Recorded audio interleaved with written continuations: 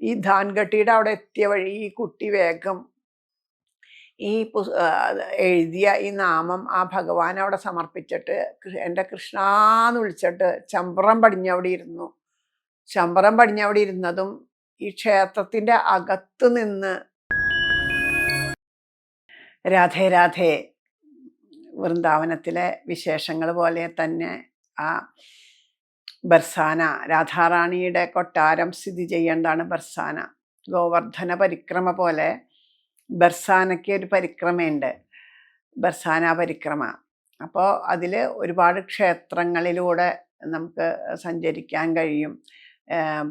ആ ബർസാന പരിക്രമ എന്ന് പറഞ്ഞാൽ പല വഴികളും ഉണ്ട്. അതിൽ കുറച്ചുകൂടി കഠിനമായിട്ടുള്ള വഴികളുണ്ട്, കുറച്ച് സുഗമമായിട്ടുള്ള വഴികളുണ്ട്. രണ്ടിലൂടെയും യാത്ര ചെയ്യാനുള്ളൊരു ഭാഗ്യം ലഭിച്ചിട്ടുണ്ട്. ശ്രീകൃഷ്ണ ഭഗവാൻ അമ്പാടിയിലേക്ക് ആ നന്ദഗോപരുടെ ആ ഗോകുലത്തിലേക്ക് കൊണ്ടുവന്ന് കിടത്തിയതിന് ശേഷം നന്ദഗോപര് ആദ്യം അവിടെയായിരുന്നല്ലോ. അപ്പോഴാണ് പൂതനയും അതുപോലെ ശകടാസുരനും വ്യോമാസുരനൊക്കെ വന്ന് അവിടെ ആകെ ബുദ്ധിമുട്ടുകൾ ഉണ്ടായപ്പോൾ നമുക്ക് ഇവിടുന്ന് സ്ഥലത്തിൻ്റെ ദോഷമാണ്, സ്ഥലം മാറി താമസിക്കാം എന്ന് പറഞ്ഞാൽ അവരവിടെ നിന്ന് വൃന്ദാവനത്തിലേക്ക് താമസം മാറ്റുകയാണ്. അപ്പോൾ ആ സമയത്ത് നന്ദഭവനം അവിടെ നിർമ്മിച്ചു. അതുപോലെ തന്നെ രാധാറാണി ജനിച്ചത് റാവൽ എന്ന സ്ഥലത്താണ്. ആ റാവലില് വൃഷഭാനുവിൻ്റെയും കീർത്തിയുടെയും മകളായിട്ടാണ് ജനിക്കണത്. അതും സാധാരണ ഒരു ജന്മമായിരുന്നില്ല. അവർക്കും ഇതുപോലെ കുട്ടികളില്ലാതെ കണ്ട് ഒരുപാട് പ്രാർത്ഥനകളും വഴിപാടുകളൊക്കെ ആയിട്ട് നടക്കണു. അപ്പം അങ്ങനെ ഉള്ള സമയത്ത് ഒരിക്കൽ ഒരു പ്രാർത്ഥനയുടെ ഭാഗമായിട്ട് ഒരു ദമ്പതി സ്നാനത്തിനായിട്ട് യമുന നദിയിലേക്ക് ചെല്ലുകയാണ്. അപ്പോൾ അവർ മുങ്ങി നിവർന്നപ്പോൾ അതുവരെ അനുഭവപ്പെടാത്ത ഒരു ഗന്ധം അവർക്ക് അനുഭവപ്പെട്ടു. അതുവരെയും അവരുടെ ജീവിതത്തിൽ അങ്ങനെ ഒരു ഗന്ധം അനുഭവപ്പെട്ടിട്ടുണ്ടായിരുന്നില്ല. അങ്ങനെ ഒരു ഗന്ധം അനുഭവപ്പെട്ടിട്ട് ചെന്ന് നോക്കുമ്പോൾ വലിയൊരു സ്വർണ്ണ നിറത്തിലുള്ള താമര കാണുകയാണ്. അതും അവർക്കൊരു അത്ഭുതമായിരുന്നു. കാരണം അങ്ങനെ ഒരു താമര എവിടെയും കണ്ടിട്ടുണ്ടായിരുന്നില്ല. ചെന്ന് നോക്കുമ്പോൾ ആ താമരപ്പൂവിൽ ഒരു കൊച്ചു പെൺകുട്ടി, അതിസുന്ദരിയായിട്ടുള്ള ഒരു പെൺകുട്ടി കിടക്കണു. വേഗം വൃഷഭാനു ആ കുട്ടിയെ എടുത്ത് മാറോട് ചേർത്ത് ആ കീർത്തി ദേവിയുടെ കയ്യിൽ കൊടുക്കണ സമയത്ത് പ്രസവിക്കാണ്ടിരുന്ന ആ കീർത്തി ദേവിയുടെ അമ്മിഞ്ഞപ്പാല് ചുരന്ന് ഒഴുകി എന്ന് പറയാണ്. അപ്പോൾ ആ അമ്മയ്ക്ക് മനസ്സിലായി ഇത് ഭഗവാൻ തന്നെ ഞങ്ങൾക്കായിട്ട് തന്ന പുത്രി തന്നെയാണെന്ന്. അപ്പം എല്ലാവിധത്തിലുള്ള സൗന്ദര്യവും തികഞ്ഞ ഒരു കുഞ്ഞായിരുന്നു ആ കുഞ്ഞ്. പക്ഷെ രാധ എന്നവൾക്ക് പേരിട്ടു. പക്ഷേ അവൾ കണ്ണ് തുറന്നിരുന്നില്ല. അവൾ കണ്ണ് തുറക്കാണ്ട് എപ്പോഴും കണ്ണടച്ചിട്ടായിരുന്നു. പലതും നോക്കി അവളുടെ കണ്ണ് തുറക്കാനായിട്ട്. പക്ഷെ കണ്ണ് തുറന്നില്ല. കാരണം എന്താണെന്ന് വെച്ചാൽ അത് രാധാറാണിയുടെ ഒരു നിശ്ചയമായിരുന്നു. ഗോലോകത്തിൽ നിന്ന് ആ ഭൂമിയിലുള്ള വരാനിരിക്കുന്ന കലികാലത്തെ കണ്ടുകൊണ്ട് ശ്രീകൃഷ്ണ പരമാത്മാവ് സ്വയമേവ ആ ഭൂമിയിൽ വന്ന് അവതാരം എടുക്കാൻ വേണ്ടിയിട്ട് ഒരു മനുജബാലനായിട്ട് വരണു എന്ന് പറയുമ്പോൾ ആദ്യമേ തന്നെ പറയണു, ഈ രാധയോട് പറയുന്നുണ്ട്, എവിടെയാണോ പ്രേമുള്ളത് അവിടെ മാത്രമേ എനിക്ക് പ്രകടമാവാൻ സാധിക്കുള്ളൂ, അല്ലാത്തോർത്ത് പറ്റില്ല. കുറേ പൂജകൾ ചെയ്തത് കൊണ്ടോ കുറേ കാര്യങ്ങൾ ചെയ്തിട്ട് കാര്യമില്ല. പ്രേമം ഉള്ളിലുണ്ടാവണം. ആ പ്രേമം ഇല്ലാത്തിടത്ത് ഞാൻ പ്രകടാവില്ല. അതുകൊണ്ട് ആദ്യമേ തന്നെ ആ പരമപ്രേമത്തിൻ്റെ മൂർത്തി രൂപമാണ് ശ്രീരാധ. രാധയോട് പറയും ഇവിടെ ആ വൃന്ദാവനത്തിൽ വന്ന് അവതരിക്കാൻ പറയുകയാണ്. അങ്ങനെയാണ് ആദ്യം രാധ വരിക, പിന്നീടാണ് ശ്രീകൃഷ്ണ ഭഗവാൻ അവതരിക്കണത്. അങ്ങനെ എല്ലാവരുടെ ഹൃദയത്തിലും ആ പരമപ്രേമം നിറയുമ്പോഴാണ് അവിടെ ഭഗവാൻ പ്രകടാകുന്നത്.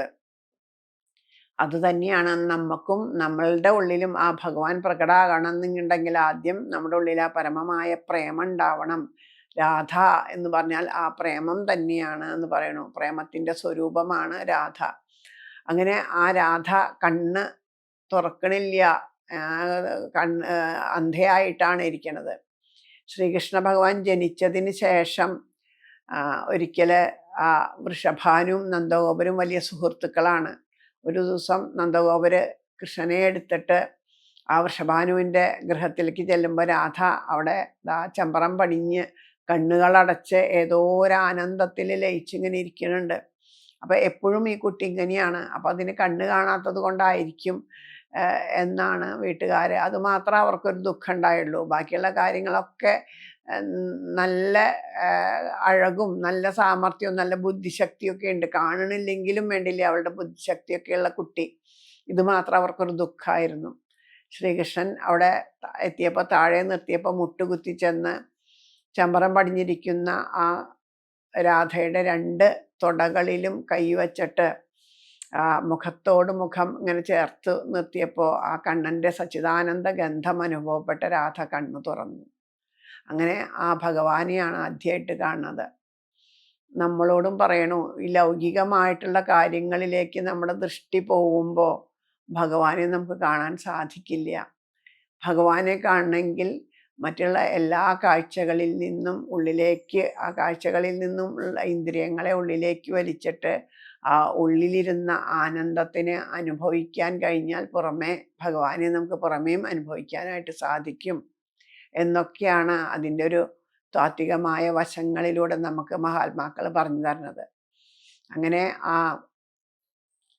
ഇവിടെ വൃന്ദാവനത്തിൽ നിന്ന് നന്ദഭവനത്തിലേക്ക് താമസം മാറ്റിയപ്പോൾ രാധാറാണി റാവലിൽ നിന്ന് വൃഷഭാനു ബർസാനയിലേക്ക് താമസം മാറ്റി.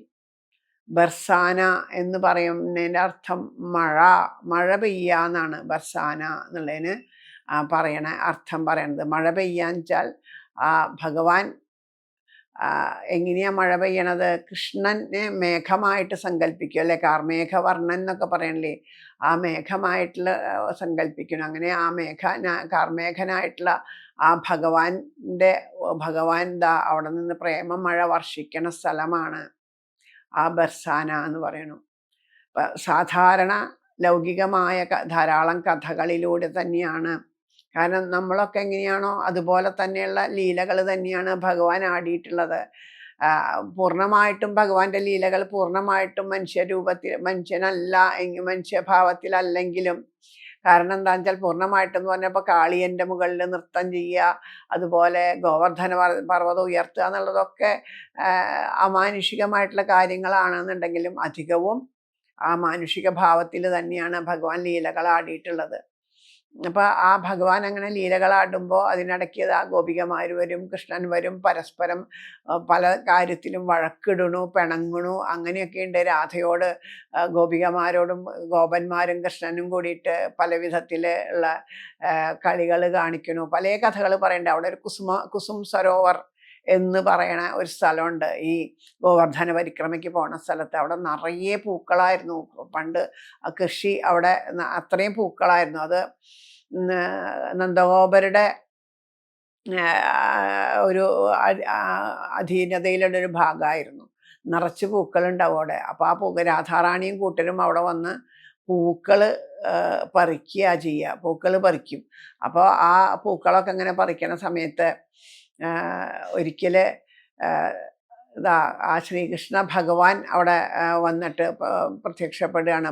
ശ്രീകൃഷ്ണ ഭഗവാൻ വന്നിട്ട് ഇങ്ങനെ ആ പൂക്കൾ പറിക്കാൻ പാടില്ല, ഞങ്ങൾക്ക് കപ്പം തരണം, അതെപ്പോഴും അങ്ങനെ പറഞ്ഞതാവും, ഞങ്ങളുടെ എൻ്റെ അച്ഛൻ്റെ വകയാണ് എന്നൊക്കെ പറയും. അങ്ങനെ ചൊടിപ്പിക്കണതൊക്കെ ഉണ്ട്. ഒരിക്കലും അങ്ങനെ പൂക്കൾ പറിച്ചുകൊണ്ടിരിക്കുന്ന സമയത്ത് ഭഗവാൻ രാധാറാണിയും കൂട്ടരും, അപ്പോൾ അവിടെ അതുവരെ പൂക്കാത്തൊരു വൃക്ഷം പൂത്തിരിക്കുന്നു. ആ വൃക്ഷം പൂത്തിരിക്കുന്നതെന്ന് മാത്രമല്ല, ആ വൃക്ഷത്തിൻ്റെ ഒരു കമ്പ് താഴേക്ക് നല്ലോണം ചാഞ്ഞ് കിടക്കുന്നുണ്ട്. ആ താഴേക്ക് നല്ലോണം ചാഞ്ഞ് കിടക്കണ കണ്ടപ്പോൾ അവിടെ നിന്ന് പൂക്കൾ നിറച്ചതിലുണ്ടായിട്ടുണ്ട്. അപ്പോൾ അവിടെ നിന്ന് പൂ പറിക്കാം എന്ന് പറഞ്ഞിട്ട് ഗോപികമാരും രാധയും കൂടിയിട്ട് അവിടെ ചെല്ലും. എന്നിട്ട് രാധ ആ കമ്പിൽ എത്തിപ്പിടിച്ചുകൊണ്ട് രാധയ്ക്ക് പിടിച്ചുകൊണ്ട് അതിൽ നിന്ന് പൂക്കൾ പറിച്ച് താഴെ ഇടണു. ഗോപികമാര് അതൊക്കെ പറക്കണു. അങ്ങനെ ഇരിക്കുന്ന സമയത്ത് പെട്ടെന്ന് ഈ കമ്പ് ഉയർന്നു പോവുകയാണ്. കാരണം കൃഷ്ണന്റെ കൂട്ടുകാരാണ് അത് താത്തി പിടിച്ചിരുന്നത്. അങ്ങനെ ആ താത്തി പിടിച്ച സമയത്ത് അവര് ആ കമ്പ് വിട്ടപ്പോൾ അത് ഉയർന്നു പോയി. രാധാറാണി അതുമ്പോൾ തൂങ്ങിക്കിടക്കുകയാണ്. കണ്ണൻ എങ്ങനെയാണോ ആ വെണ്ണക്കുടത്തിൽ തൂങ്ങിക്കിടന്നത് അതുപോലെ രാധാറാണി. അപ്പൊ കണ്ണനും കൂട്ടുകാരും പറഞ്ഞു, ഞങ്ങൾ പറഞ്ഞില്ലേ ഇവിടെ ഇത് വന്ന് പൂ പൊട്ടിക്കരുതെന്ന്, പിന്നെ ഇവിടെ വന്ന് പൂ പൊട്ടിച്ചത് എന്തിനാ, അതുകൊണ്ട് തന്നെയാണ് ഇങ്ങനെയൊക്കെ എന്ന് പറഞ്ഞ് അവരെ ചൊടിപ്പിക്കുന്നു. അവസാനം ആ കൃഷ്ണൻ തന്നെ ആ രാധയെ ആ മരക്കൊമ്പിൽ നിന്ന് രക്ഷിക്കുന്നതൊക്കെ ആയിട്ട് അങ്ങനെ പല ലീലകൾ ഉരാടും. അങ്ങനെ ഒരു ദിവസം ഈ ബർസാന പരിക്രമയുടെ ഇടയ്ക്ക് ഗഹ്വർവൻ എന്ന് പറഞ്ഞിട്ടൊരു സ്ഥലമുണ്ട്. രാധാറാണിയും ശ്രീകൃഷ്ണ ഭഗവാനും ഒരുപാട് ലീലകൾ ആടിയിട്ടുള്ള സ്ഥലമാണത്. ആ ഗഹ്വർവനത്തിൻ്റെ അടുത്ത് രാധാ സരോവരം എന്ന് പറഞ്ഞിട്ടൊരു സരോവരമുണ്ട്. അവിടെയാണ് രാധാദി ഗോപികമാർ വന്ന് സ്നാനം ചെയ്യുകയൊക്കെ ചെയ്യണ സ്ഥലം. അപ്പോൾ ശ്രീകൃഷ്ണ ഭഗവാനിൽ പ്രേമം ഭഗവാന് അവരോട് പ്രേമം ഉണ്ടാവാൻ വേണ്ടിയിട്ട്, കാര്യം ഇങ്ങനെ ഉണ്ടെങ്കിലും ആ ഭഗവാനോട് അവർക്ക് ഒരുപാട് ഇഷ്ടം. അപ്പോൾ ശ്രീകൃഷ്ണ ഭഗവാന് തങ്ങൾക്കിപ്പോൾ ആദ്യം ഗോപികമാരൊക്കെ തപസ് ചെയ്തുല്ലോ, പൂജ ചെയ്തുല്ലോ കാർത്യായനി ദേവിയെ. ഭഗവാന് നമ്മളോട് പ്രേമം ഉണ്ടാവണം എന്ന് പറഞ്ഞാൽ അതിൻ്റെ മറ്റൊരു തലം തന്നെ. അന്ന് കാർത്യായനി ദേവിയെ തപസ് ചെയ്തു. കാർത്യായനി മഹാമായേ മഹായോഗിന്യധീശ്വരി നന്ദഗോപസുതം ദേവി പതിമേ കുരുതേ നമ എന്ന് പറഞ്ഞ് അവര് ആ കാർത്യായനി വ്രതം 41 ദിവസം ചെയ്ത് ആ ഭഗവാൻ തന്നെ നേരിട്ട് വന്ന് അവരുടെ ആ വസ്ത്രങ്ങളെയൊക്കെ അപഹരിച്ചു കൊണ്ടുപോകണു എന്ന് പറയണു. നമ്മൾ പറയണു വസ്ത്രാപഹരണം എന്ന്. പക്ഷെ താത്വികമായ വശം എന്താണ്? അവരുടെ ദേഹബോധത്തെ ഇല്ലാണ്ടാക്കി. കാരണം ഈ ശരീരം ഞാനാണ്, ഇതിനോട് ബന്ധപ്പെട്ടതൊക്കെ എൻ്റെയാണ് എന്ന് പറഞ്ഞുള്ളൊരു ഭാവം നമ്മുടെ ഉള്ളിലുണ്ടായാൽ നമുക്ക് ഭഗവാനെ അനുഭവിക്കാനായിട്ട് സാധിക്കില്ല. അപ്പം ശരീരബോധം ഇല്ലാണ്ടായാൽ മാത്രമേ ഭഗവാനെ ശരണാഗതി ചെയ്താലേ ഭഗവാനെ അനുഭവമാവുള്ളൂ എന്ന് പറഞ്ഞു അവരെ ആ ബോധിപ്പിച്ചതൊക്കെ ആയിട്ടുള്ള ലീലകൾ. അതുപോലെ തന്നെ ഇവര് സൂര്യഭഗവാനെ പൂജ ചെയ്യണ സമയത്ത് അതിനുവേണ്ടി ധാരാളം ഫലങ്ങളും മധുരപലഹാരങ്ങളൊക്കെ കൊണ്ട് ഇവർ പോണു. അപ്പോൾ ആ സമയത്ത് അവിടെ ശ്രീകൃഷ്ണ ഭഗവാനും കൂട്ടുകാരും കൂടി അവിടെ വരും. അവിടെ വന്നിട്ട് പറയും, ഞങ്ങൾക്ക് കപ്പം തരണം എന്ന് ചോദിക്കും. ഇപ്പൊ ഇവിടെയും കപ്പം തരണം എന്നുണ്ടോ? ഇതുവരെ നന്ദഗോപരുടെ അവിടെ മാത്രമേ ഉള്ളൂ. ഇത് നന്ദഗോപരുടെ സ്ഥലമല്ല, ഇത് രാധാറാണിയുടെ അച്ഛൻ്റെ സ്ഥലമാണ്, ബർസാനയാണ്, ഇവിടെ നിന്ന് നീങ്ങിപ്പോകും എന്നൊക്കെ പറയും. അപ്പൊ പറയേ, ഇവിടെ എനിക്ക് അതിനല്ല കപ്പം തരേണ്ടത്. ഇവിടെ എന്നെ അച്ഛനല്ല എന്നെ പറഞ്ഞേച്ചത്, സാക്ഷാൽ കാമദേവൻ തന്നെ എന്നെ പറഞ്ഞേച്ചത്. നിങ്ങളുടെ ഉള്ളില് നിങ്ങൾ ഇപ്പം എന്തിനാ പ്രാർത്ഥിക്കാൻ പോണേ? ആ ഭഗവാന് നിങ്ങളുടെ ഉള്ളിൽ പ്രേമം ഉണ്ടാവണം എന്നല്ലേ, എനിക്ക് നിങ്ങളോട് സ്നേഹം ഉണ്ടാവാൻ വേണ്ടിയിട്ടല്ലേ നിങ്ങൾ ഈ പ്രാർത്ഥിക്കാൻ പോണേ എന്ന് ചോദിക്കും. അപ്പോൾ ഗോപികമാർക്കൊക്കെ ലജ്ജയായി. കാരണം നേരിട്ടിട്ട് ശ്രീകൃഷ്ണ ഭഗവാൻ അറിഞ്ഞപ്പോൾ ലജ്ജയാവുകയാണ്. അപ്പോൾ അവർ ലജ്ജിച്ച് നിൽക്കുമ്പോൾ പറയും, അങ്ങനെ നിങ്ങൾക്ക് ആഗ്രഹം ഉണ്ടെന്നുണ്ടെങ്കിൽ നിങ്ങളുടെ പ്രേമത്തെ എനിക്കാണ് സമർപ്പിക്കേണ്ടത്. അപ്പോൾ പിന്നെ നിങ്ങൾക്ക് പരമപ്രേമം തിരിച്ചു കിട്ടും. അതായത് ഭഗവാനോട് നമ്മൾ പ്രേമഭാവമാണ് സമർപ്പിക്കുന്നത് എന്നുണ്ടെങ്കിൽ ലൗകികമായ പലതും ഭഗവാന് സമർപ്പിക്കുമ്പോൾ ലൗകികമായ പല സുഖങ്ങളും നമുക്ക് കിട്ടും. പക്ഷെ അത് സുഖങ്ങളാണെന്ന് നമുക്ക് വെറുതെ തോന്നുകയുള്ളൂ. ഇന്ന് സുഖാണെന്ന് തോന്നുന്നത് നാളെ ദുഃഖാവാം. അത് എന്തായാലും ശരി, അത് നമ്മുടെ വസ്തുക്കളാവട്ടെ, ദ്രവ്യമാവട്ടെ, എന്തിന് മക്കളായാൽ പോലും ശരിയുണ്ട് അല്ലേ? ആത്മദേവന്റെ കഥയൊക്കെ നമ്മൾ കേട്ടിട്ടുണ്ട്. ആത്മദേവന് കുട്ടികളില്ലാണ്ട് ഒരുപാട് സങ്കടപ്പെട്ടിട്ട് അവസാനം ഒരു സന്യാസിയുടെ അടുത്ത് ചെന്ന് പറയുകയാണ്, എനിക്ക് എങ്ങനെങ്കിലും എനിക്കൊരു പുത്രൻ ഉണ്ടാവണമെന്ന്. അപ്പോൾ പറയണു, നിനക്ക് യോഗമില്ല, അനുഭവ യോഗമില്ല, നിങ്ങൾ ഈശ്വരനെ പ്രാർത്ഥിച്ചോളൂ, കിട്ടിയത് ആ ഭഗവാന്റെ ഇച്ഛ പോലെ വരട്ടെ, ഈശ്വരനെ പ്രാർത്ഥിക്കൂ, കിട്ടിയതിനെ വേണ്ടതുപോലെ ആ ജീവിതം ഈശ്വര ഉപാസന ചെയ്യാനാണെന്നൊക്കെ പറഞ്ഞു കൊടുക്കുമ്പോൾ പറയാം, അയ്യേ അങ്ങനെയൊന്നും ആർക്കും പറ്റില്ല, കുട്ടികളില്ലാണ്ട് ഗൃഹത്തിൽ ജീവിക്കാണ്ട് എങ്ങനെ ഒരു സുഖം ഉണ്ടാവുക എന്നെല്ലാം പറയും. അവസാനം ഒരു പഴം മന്ത്രിച്ച് കൊടുക്കണം. ഈ പഴം ആരാണോ കഴിക്കണത് അവർക്ക് പുത്രൻ ഉണ്ടാവും എന്നാ പറഞ്ഞ്. അപ്പം ആ പഴം കഴിക്കാനായിട്ട് ആത്മദേവൻ്റെ പത്നി തയ്യാറായില്ല. അതൊരു പശു കൊടുത്തു. പശു ഒരു കുഞ്ഞിനെ പ്രസവിച്ചു. പക്ഷേ ഭർത്താവിനോട് കളവ് പറഞ്ഞു പഴം കഴിച്ചു എന്ന്. എന്നിട്ട് എന്ത് ചെയ്തു? ആ സഹോദരിയുടെ പുത്രനെ സ്വന്തം പുത്രനായിട്ട് വളർത്തി. ഇതൊക്കെ ഭഗവാൻ നമുക്ക് കാണിച്ചു തരിക ഓരോന്നും. ഇപ്പം നമ്മളുടെ കാലത്തിലുണ്ടല്ലോ ദത്തെടുത്ത് വളർത്തുക എന്നൊക്കെ പറയണില്ലല്ലോ. അതൊക്കെ തന്നെയാണ് ഈ പറയണതിൻ്റെ അടിസ്ഥാനം. അങ്ങനെ ആ പുത്രൻ്റെ കയ്യിൽ നിന്ന് അടി കിട്ടിയപ്പോഴാണ് ആത്മദേവന് മനസ്സിലായി, അയ്യോ ഇത് ബുദ്ധിമുട്ട് തന്നെയാണ്, ഈശ്വരപൂജ തന്നെയാണ് വേണ്ടത്, അതാണ് ആ സന്യാസി പറഞ്ഞത് തന്നെയാണ് ശരി എന്ന് പറയണു. അപ്പം നമുക്ക് അർഹതയുണ്ടോ അത് ഭഗവാൻ തരും. ഇല്ലെങ്കിലും അർഹത ഇല്ലെങ്കിൽ പോലും ചിലപ്പോൾ ഭഗവാന്റെ കാരുണ്യത്തിന് പാത്രീഭൂതരായിട്ട് നമുക്ക് കിട്ടിയെന്ന് വരും. അതിന് ഈശ്വര ഭജനാണ് ഏറ്റവും ഉത്തമം. അതുകൊണ്ട് ഈശ്വരനെ ഭജിക്കൂ എന്നാണ് പറയണത്. അപ്പൊ ആ ഈശ്വരനെ പ്രേമത്തോടു കൂടി ഭജിച്ചാൽ ആ ഈശ്വര പ്രേമമാണ് നമുക്ക് ഭഗവാനെ അനുഭവമാവും. ഇവിടെയും പറയണതാ നിങ്ങൾ മറ്റ് പലതിനും വേണ്ടിയിട്ട്, അപ്പൊ നമ്മൾ ഇതിനൊക്കെ വേണ്ടിയിട്ട് ആഗ്രഹിക്കണേ വെച്ചാൽ അതൊക്കെ നമുക്ക് ദുഃഖേ തരുള്ളൂ. എന്ത് സാധനം ആയാലും അതെ, ഒരു വസ്തു വാങ്ങിയാലും അതെ, അത് ദുഃഖമല്ലേ തരണേ. നാളെ ഒരു കാറ് വാങ്ങി അത് എന്നും കേടാവുക വെച്ചാൽ അതൊരു ദുഃഖമായില്ലേ. അതുകൊണ്ട് അല്ലെങ്കിൽ ആരെങ്കിലും ശരീരത്തിൽ നമ്മൾ അറിയാണ്ട് അതൊന്ന് തട്ടിപ്പോയാൽ അതൊരു ദുഃഖമായില്ലേ. ഏതൊരു വസ്തു ആയാലും അത് നമ്മുടെ സുഖം തരണമെന്ന് നമുക്ക് വെറുതെ തോന്നണം. എല്ലാം ദുഃഖം തന്നെയാണ് തരണത്. നമുക്ക് ശാശ്വതമായ സുഖം തരാൻ, ശാശ്വതമായിട്ടുള്ള ആനന്ദം തരാൻ ഭഗവാന് മാത്രമേ കഴിയുള്ളൂ. അതാണ് ഇവിടെ പറയണത്. അപ്പം ഭഗവാൻ അവിടെ ആ ഗോപികമാരുടെ കയ്യിൽ നിന്ന് ചോദിച്ചു വാങ്ങി. ആ ഭഗവാൻ അപ്പം ഗോപികമാരോട് ചോദിച്ചപ്പോൾ ഗോപികമാർ കയ്യിലുള്ളതെല്ലാം ഭഗവാന് സമർപ്പിച്ചിട്ട് ആ ഒരു സ്ഥലം, അതിനെ ദാൻഗഡി എന്നാ പറയുക, ദാൻഘാട്ട് എന്നാണ് പറയുക. ദാനം, ഭഗവാൻ ദാനമായിട്ട് പ്രേമത്തിനെ, ഗോപികമാരുടെ പ്രേമത്തിനെ ഒക്കെ സ്വീകരിച്ച സ്ഥലമാണ് അത്, ദാൻഘാട്ട് എന്ന് പറയുന്നത്. അപ്പൊ അവിടെ ചെന്നിട്ടാണ് നമുക്ക് ഭഗവാനിൽ നിന്ന് പരമപ്രേമം ഉണ്ടെങ്കിൽ നമ്മൾ എന്താ ചെയ്യേണ്ടത്? ആത്മസമർപ്പണം ചെയ്യണം അവിടെ ചെന്നിട്ടെന്ന് പറയും. ഒരു തവണ ഞങ്ങൾ ഇതുപോലെ വൃന്ദാവന ബർസാന പരിക്രമയ്ക്ക് പോവുമായിരുന്നു. അപ്പൊ പോണ സമയത്ത് ഞങ്ങളുടെ കൂടെ ഇവിടെ എറണാകുളത്ത് നിന്ന് സിന്ധു എന്ന് പറഞ്ഞിട്ട് തൃപ്പൂണിത്തറയാണ് ആ കുട്ടിയുടെ വീട്. സിന്ധു വന്നിരുന്നു. അപ്പോൾ ആ കുട്ടിക്ക് കാലിന് നല്ല ബുദ്ധിമുട്ടുള്ളതാണ്. ചമ്പറം പടിഞ്ഞിരിക്കാനൊക്കെ കുറേ വർഷങ്ങളായിട്ട് അതിന് പറ്റിയിരുന്നില്ല. നടക്കാനും പ്രയാസമായിരുന്നു. അപ്പോൾ ഈ ബർസാന പരിക്രമയുടെ തന്നെ കുറച്ചും കൂടി ലളിതമായിട്ടുള്ള ഒരു മാർഗത്തിലൂടെയാണ് ഞങ്ങൾ പോയിരുന്നത്. അതിൻ്റെ ഒരു ഘട്ടം എത്തുമ്പോൾ കുറേ സ്റ്റെപ്പ് കയറി പോകണം. അപ്പോൾ സ്റ്റെപ്പ് കയറി പോകണം എന്ന് ആയപ്പോൾ ഈ കുട്ടിയോട് പറഞ്ഞു, ഇതിലെ വരണ്ട, അവിടെ ഇരുന്നോളൂ, അപ്പുറത്ത് അങ്ങോട്ട് അത് മുകളിൽ കയറി വേറൊരു ഭാഗത്തേക്കൂടെ വരുന്നുണ്ട്, അപ്പോൾ അവിടേക്ക് ആ ഭാഗത്ത് പൊക്കി നടന്നോളൂ, ഞങ്ങൾ ഈ സ്റ്റെപ്പ് കയറണ്ടെന്ന് പറഞ്ഞു. അപ്പോൾ ആ കുട്ടി അവിടെ ഇരുന്ന് കഴിഞ്ഞിട്ട് പക്ഷെ അവസാനം കയറിയത് ഞാൻ. അപ്പം എന്നോട് സുദർശനാമ്മ എന്ന് വിളിച്ചപ്പോൾ ഞാൻ ചോദിച്ചു, മോള് പോരുണ്ടെങ്കിൽ പോരൂ എന്ന് പറഞ്ഞു. എന്തോ അങ്ങനെ പറയാൻ തോന്നി. അപ്പോഴും എന്നോട് മണിവർണ്ണൻ തിരുമേനി ചോദിച്ചു, അത് വേണോ എന്ന് ചോദിച്ചു. അപ്പം ഞാൻ പറഞ്ഞു, എനിക്കറിയില്ല, രാധാറാണിയുടെ നിശ്ചയമാണ് എന്ന് പറഞ്ഞു. കൂടെ കൂട്ടി. എങ്ങനെയോ സ്റ്റെപ്പ് കയറി, തീരെ നടക്കാൻ പറ്റില്ല, സ്റ്റെപ്പ് കയറിയപ്പോഴേക്ക് അവശതയായി. അങ്ങനെ പോയി. മോർഗുഡി എന്ന് പറഞ്ഞിട്ട് ആ പോണ വഴിക്ക് കുറേ ക്ഷേത്രങ്ങളുണ്ട് കേട്ടോ. അതിനെ പറ്റിയിട്ട് ഈ കഥ പറഞ്ഞു തരാം. മോർഗുഡി എന്നുള്ള ആ ക്ഷേത്രത്തിൽ പോയി കഴിഞ്ഞ് ഞങ്ങൾ തൊഴുതു. പിന്നെ നടക്കാൻ പറ്റണില്ല.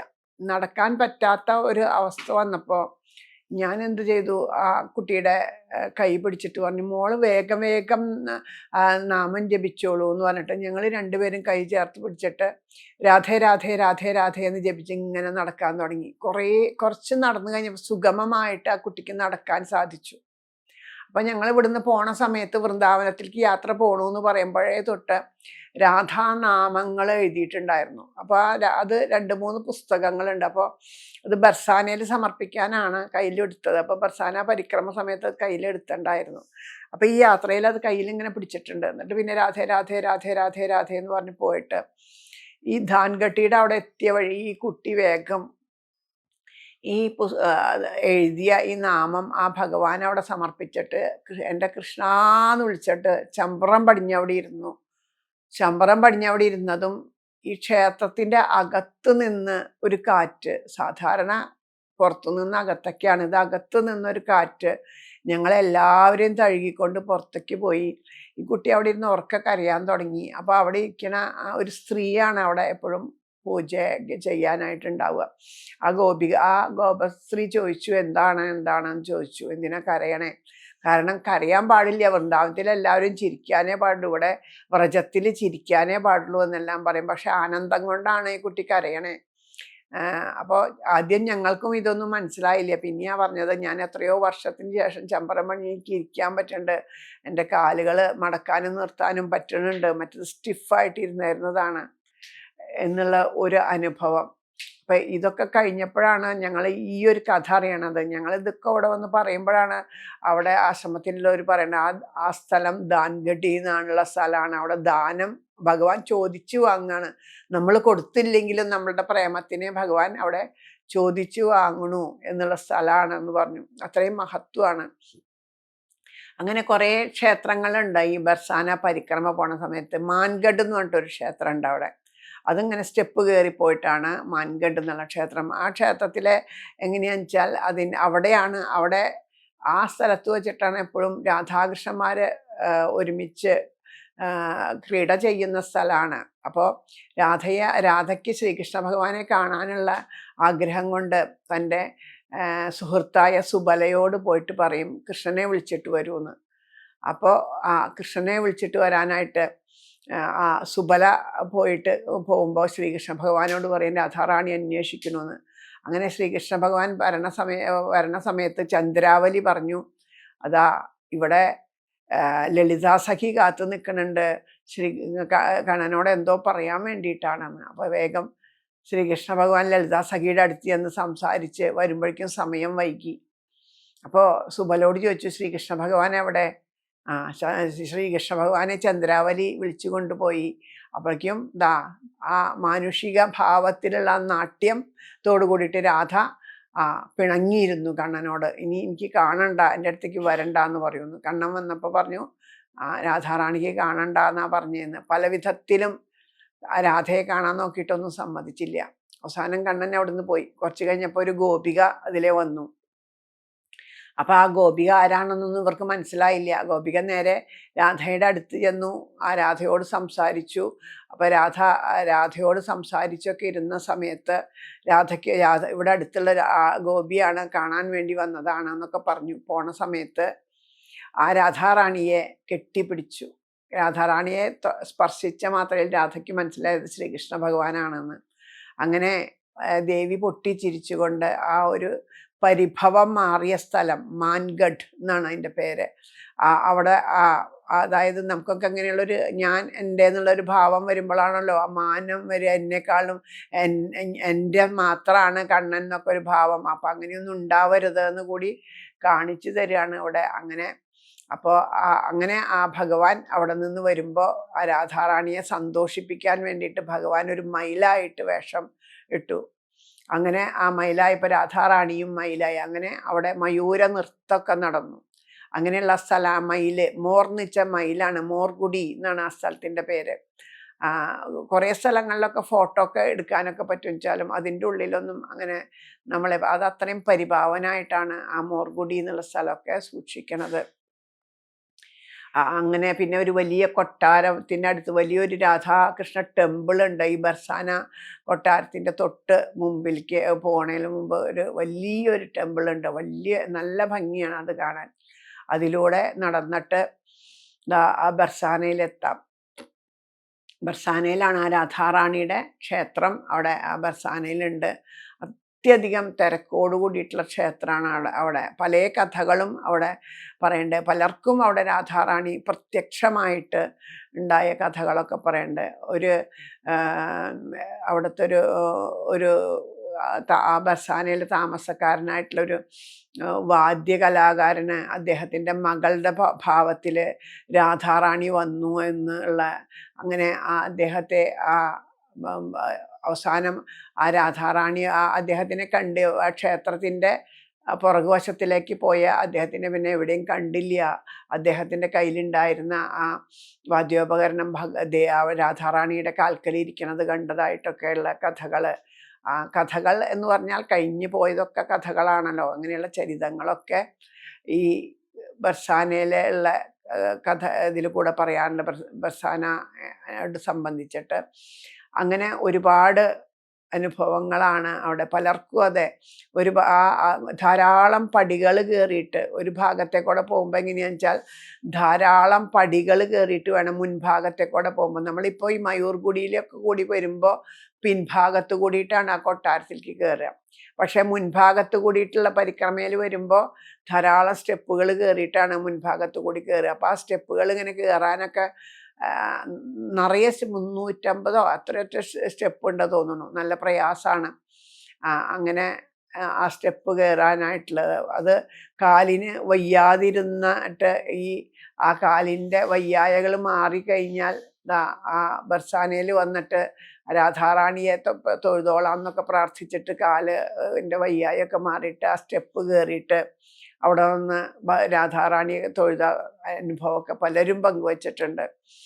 അങ്ങനെ ഒരുപാട് അനുഭവങ്ങൾ നിറഞ്ഞ വ്രജഭൂമിയിലെ ഏറ്റവും പ്രധാനപ്പെട്ട ഒരു സ്ഥലം തന്നെയാണ് ബർസാന. രാധ എന്ന് പറഞ്ഞാൽ തന്നെ പരമമായിട്ടുള്ള പ്രേമം എന്ന് തന്നെയാണ്. ശ്രീകൃഷ്ണ ഭഗവാൻ ഗോലോകത്ത് ധാമത്തിൽ നിന്ന് സ്വയമേവ ഭൂമിയിൽ വന്ന് അവതരിച്ചപ്പോൾ രാധാറാണിയെ ഒരുമിച്ച് ഈ ഒരു അവതാരത്തിൽ മാത്രം നമ്മൾ ഒരുമിച്ച് ഉണ്ടാവില്ല എന്ന് രാധാറാണിയോട് പറഞ്ഞു അത്രേ. അപ്പം രാധാറാണിക്ക് ആ ഭഗവാൻ കാരണം എന്താണെന്ന് വെച്ചാൽ രാധ എന്ന് പറഞ്ഞാൽ പരമമായ പ്രേമമാണ്. അപ്പോൾ ഈ പ്രേമം നമ്മുടെ ഉള്ളിൽ നിറഞ്ഞു നിൽക്കുമ്പോൾ നമുക്ക് അതുപോലെയാണ്. ഇപ്പോൾ പല വിധത്തിലുള്ള ജീവിതത്തിലെ യാത്രയിൽ ആ ഒരു ഭാവം ഉണ്ടെങ്കിൽ അതൊന്നും ആ ശ്രീകൃഷ്ണ അവതാര ഉദ്ദേശമൊന്നും വേണ്ടതുപോലെ നടക്കില്ല എന്നുള്ളതാണ് പറയണത്. കാരണം പ്രസവിച്ച ഉടനെ തന്നെ അമ്മിഞ്ഞപ്പാലിൻ്റെ രുചി അറിയണതിനേക്കാൾ മുമ്പ് പെറ്റമ്മയെ വിട്ട് മറ്റൊരു ഗൃഹത്തിലേക്ക് പോകേണ്ടി വരുമ്പോൾ അവിടെ എൻ്റെ അമ്മ എന്നുള്ളൊരു ഇമോഷണൽ ടച്ച് ഉണ്ടെങ്കിൽ അതൊരു ബുദ്ധിമുട്ടായിട്ട് തീരും. അത് കഴിഞ്ഞാൽ ആ വൃന്ദാവനത്തിലെത്തിയിട്ട് എത്രയോ നന്നായിട്ടാണ് ആ യശോദയും ആ നന്ദഗോപുരമൊക്കെ അവരുടെ സ്നേഹമൊക്കെ ഉണ്ടായി. അതുപോലെ ഗോപികമാരോടുള്ള സ്നേഹം അവരൊക്കെ വിട്ട് വൃന്ദാവനം വിട്ട് പോരേണ്ടി വരുമ്പോൾ ആ ഒരു ഇമോഷണൽ ഭാവം ഉണ്ടായാൽ അതൊക്കെ ബുദ്ധിമുട്ടായിട്ട് തീരും. അതിൻ്റെയൊക്കെ അതുകൊണ്ട് ഈ ഇമോഷണൽ ഭാവങ്ങളൊക്കെ ഉണ്ടാകേണ്ടത് ആ പ്രേമത്തിൽ നിന്നാണ്. അതുകൊണ്ട് പറയണു ആ പരമമായ ആ പ്രേമമാണ് രാധ.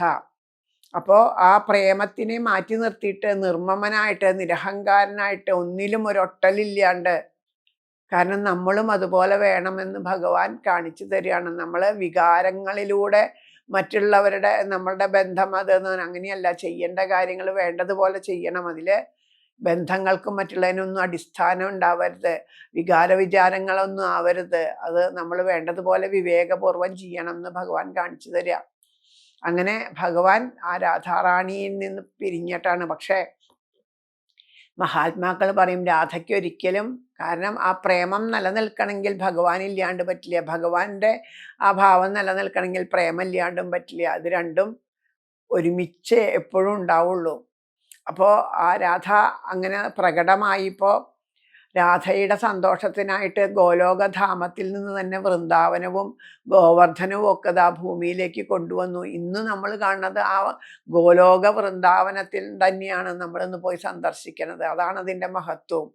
അതിൻ്റെ ആ മായ കൊണ്ട് നമുക്ക് ചിലപ്പോൾ അത് ഇപ്പോഴത്തെ ഭൂമി പോലെയൊക്കെ കാണാം, പക്ഷെ അത് ഗോലോക വൃന്ദാവനം തന്നെയാണ്. ഇനിയിപ്പോൾ ആ പ്രളയം വരണ സമയത്ത് ഇത് തിരിച്ച് ഗോലോകധാമത്തിലേക്ക് പോകും. ഒരിക്കലും നാശല്യ വൃന്ദാവനത്തിന്, ആ ഗോവർദ്ധന പർവ്വതത്തിനും എന്നൊക്കെയാണ് പറയണേ. അപ്പം അങ്ങനെ ആ ഗോവർദ്ധനവും വൃന്ദാവനവും രാധാറാണിക്ക് വേണ്ടിയിട്ടാണ് ഭഗവാൻ. അതുപോലെ പറയും മഹാത്മാക്കൾ പറയും രാധാറാണി ഭഗവാന്റെ കൂടെ എപ്പോഴും ഇരിക്കാൻ വേണ്ടിയിട്ട് ഒരു മയിൽപ്പീലിയായി മാറിയ ഒരു കൊച്ചു കഥ പറയും. അതായത് എല്ലാവരും ശ്രീകൃഷ്ണ ഭഗവാൻ ഉണ്ടായതിന് ശേഷം എല്ലാവരും ഓരോരോ സാധനങ്ങൾ അവരവരുടെ ഗൃഹങ്ങളിലുള്ളത് കൊണ്ടുവന്ന് ഭഗവാന് സമർപ്പിക്കുകയാണ്. ആ കുട്ടിയെ കാണാൻ പോകുമ്പോൾ ഓരോന്നും പാലായിട്ടും തൈരായിട്ടും ഓരോ മധുരപലഹാരങ്ങളായിട്ടും ധാന്യങ്ങളായിട്ടും പഴങ്ങളായിട്ടും അവനവരുടെ ഗൃഹത്തിൽ എന്താണോ ഉള്ളത് അത്, അല്ലെങ്കിൽ പാചകം ചെയ്തിട്ട് എന്തൊക്കെയോ എല്ലാം കൊണ്ടുവന്ന് സമർപ്പിക്കണം. പക്ഷേ ഒരമ്മ മാത്രം സങ്കടപ്പെട്ടിരുന്നു. ആ അമ്മയ്ക്ക് ഒന്നുമില്ല സമർപ്പിക്കാൻ. അപ്പോൾ വിഷമിച്ചിരിക്കുന്ന സമയത്ത് രാധാറാണി ആ അമ്മയുടെ വിഷമം മനസ്സിലാക്കിയിട്ട് ഒരു മയിൽപ്പീലിയായിട്ട് പറന്ന് അമ്മയുടെ മുമ്പിൽ വന്ന് വീണു. അത് കണ്ടപ്പോൾ ഒരു കൗതുകമായി അമ്മയ്ക്ക്. ഈ ഒരു മയിൽപ്പീലി കയ്യും വീശി പോണ്ടല്ലോ. നമ്മളുടെ ഗുരുവായൂരപ്പന് കുന്നിക്കുരു കൊടുക്കാൻ പോയ അമ്മയുടെ കഥ പോലെ ആ മയിൽപ്പീലിയും കൊണ്ട് ചെന്നു അത്രേ. ആ മയിൽപ്പീലി കൊണ്ട് ചെന്നിട്ട് ആ കണ്ണൻ്റെ കയ്യിൽ ആ മയിൽപ്പീലി കൊടുത്തു. ആ കണ്ണന് ഒരുപാട് സന്തോഷം. ആ മയിൽപ്പീലി കണ്ടപ്പോൾ കണ്ണൻ പുഞ്ചിരിച്ചു എന്നാ പറയണേ. അപ്പം അത് കണ്ടപ്പോൾ യശോദാമ്മ കണ്ണനെ സന്തോഷിപ്പിക്കാനായിട്ട് ആ മയിൽപ്പീലി കണ്ണൻ്റെ നെറുകയിൽ കുത്തി കൊടുത്തു അത്രേ. അതിന് ശേഷമാണ് മയിൽപ്പീലി നെറുകയിൽ ചൂടാൻ തുടങ്ങിയത്. അത് ഗോപ്യമായിട്ട് രാധ ഭഗവാന്റെ കൂടെ ഉള്ളതാണ് എന്ന് ഒക്കെ മഹാത്മാക്കൾ അനുസ്മരിച്ച് കേട്ടിട്ടുണ്ട്. അപ്പോൾ അങ്ങനെയുള്ള ആ പുണ്യമായ വൃന്ദാവനത്തിൻ്റെ ആ ബർസാനയുടെ കഥകളിലൂടെ എത്ര സഞ്ചരിച്ചാലും നമുക്ക് മതിയാവില്ല. അത്രയും എത്ര പറഞ്ഞാലും തീരാത്തതാണ് ആ ഒരു മഹിമയൊക്കെ. അത് അവിടെ പോയി അനുഭവിക്കാൻ എല്ലാവർക്കും സാധിക്കട്ടെ എന്ന് പ്രാർത്ഥിക്കുന്നു. ജയ് ജയ് ശ്രീരാധേശ്യാം. രാധേശ്യാം.